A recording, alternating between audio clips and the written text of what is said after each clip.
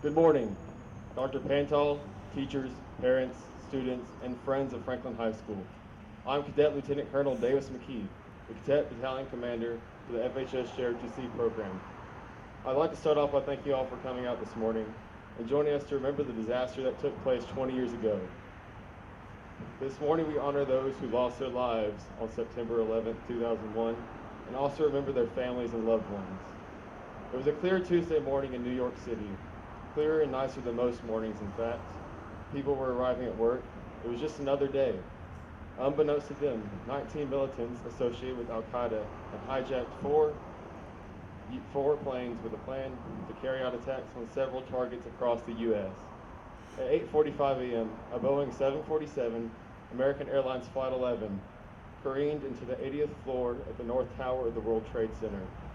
Evacuation efforts began immediately. First responders rushed to the scene to aid the evacuation efforts for what everyone had believed to be a tragic accident. The idea was dispelled only 18 minutes later after the initial impact when American Airlines Flight 175 crashed into the southern tower of the World Trade Center. At 8:45 a.m., another flight, American Airlines 77, struck the west side of the Pentagon in Washington, D.C. And at 10:10 a.m., yet another flight, American Airlines Flight 93, headed towards Washington, D.C., was crashed into a field near Shanksville, Pennsylvania. That day 20 years ago, this country lost 2,996 people and over 400 firefighters and police officers and shocked the entire nation. The intent of these attacks were to wound and to strike fear into the hearts and souls of the American people. But instead, we used the stories of heroism and perseverance to unite the country in an effort against terrorism. We are here today not only to remember the lives that were lost, but also remember the sacrifices that were made on that day.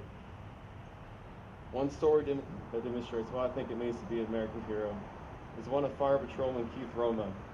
Roma was only 27 years old when he made the decision to put others' lives in safety before his own.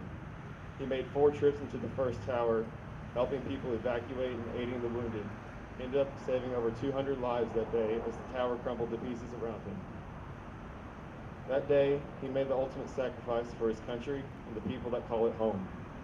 Hundreds of people were forced to make the same decision on that day, to put others before themselves, to make the best of the worst, to help.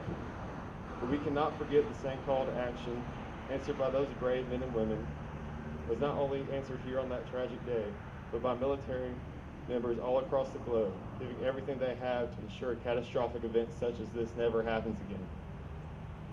So I ask you to take a moment and think about the sacrifices that were made on this day and the days after for this country and for you, the people that gave it all. And to remember that it did not terrify us, it did not cause us to run away in fear, and it did not break us, but it pushed us to persevere through the struggle, the pursuit of life, liberty, the pursuit of happiness. Remember our first responders. Remember our military. Remember our courage. And most importantly, remember our perseverance through it all. Thank you.